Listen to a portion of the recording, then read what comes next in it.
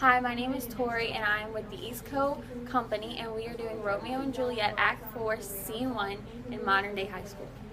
On Thursday, sir, the time is very short. My father Capulet will have it so, and I am nothing slow to slack the haste. You say you do not know the lady's mind. Uneven is the course. I don't like it. Admire me, she lose her tones that, and therefore have a little talk for love, for Venus smiles, not in a house of tears. Now, sir, her father counts it dangerous, that she do give her sorrow so much for sway and his own wisdom. Hates our marriage, to stop the inundation of her tears, which too much minded by herself alone may be put for her society. Now do you know the reason for haste? I would not know why it should be slowed. Look, here comes I leading towards myself. Happily met, my lady, my wife. That may be, sir, when I may be a wife. That may be, must be next love on Thursday. What must be shall be. I shall confess to you. Do not deny to him that you love me. I will confess to you that I love him. So we are sure that you love me. If I do so, it will be of more price, being spoke behind your back.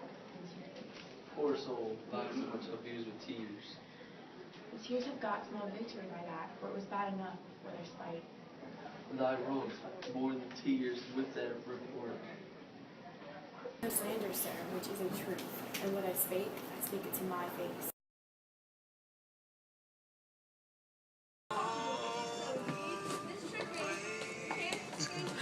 Shut the door, and when thou hast done so, come weep with me, past hope, past cure, past help. Ah, Juliet, I already know that grief. It strains me past the compass of my wits. I hear that thou must, and nothing may prorogue it on Thursday. On Thursday, next, be married to this count. It was me, Juliet. Fear not, sire, that thou hear'st of this, unless thou tell me how I may prevent it. If, in thy wisdom, thou canst give no help, do thou but call my resolution wise, and with this knife I'll help it presently. God join my heart and Romeo's, thou art hands, and ere this hand by thee to Romeo sealed shall be the label to another. My true heart with treacherous revolt turn to another, this shall slay them both. Therefore, out of thy long experienced time, give me some present counsel. For behold, twixt my extremes and me this bloody knife shall play the umpire, arbitrating that which the commission of thy years and art could to no issue of true honor bring. Be not so long to speak, I long to die. If what thou speakest, speak not of remedy. Hold, daughter, I do spy a kind of hope, which craves as desperate as an execution, as that is desperate which we would prevent.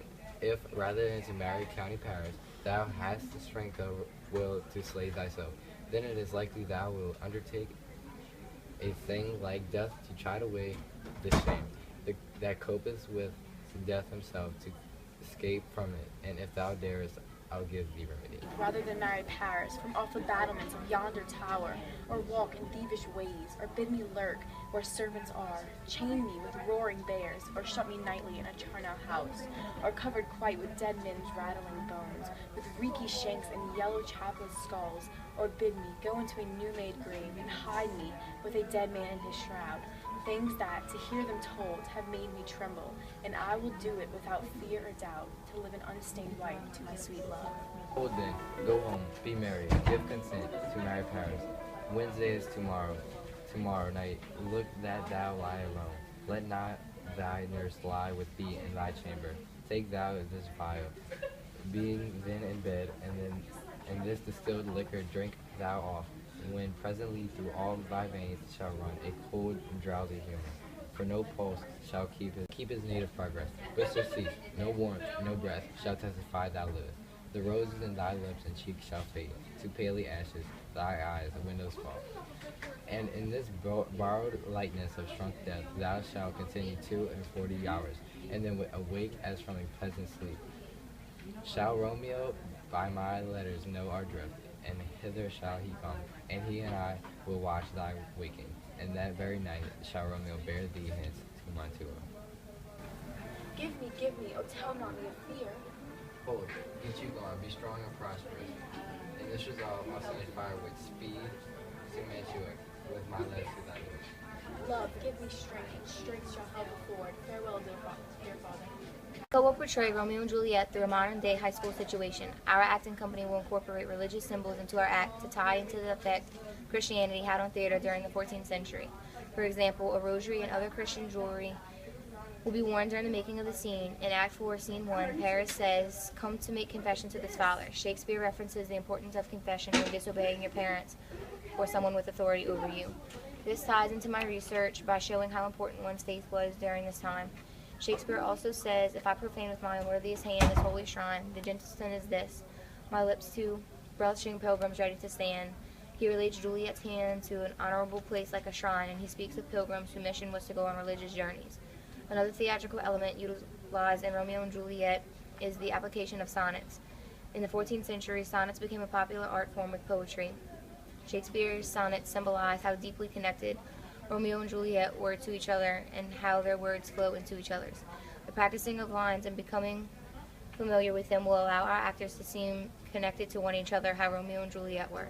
Through use of Christian references and sonnet utilization, Shakespeare stayed true and conveyed his age through his works. This insight is helpful because my acting company can conclude religion and the flowing of words to further connect with Shakespeare's star-crossed lovers. You had a lot of crooks try to steal your heart. Never really had luck, couldn't never figure out how to love.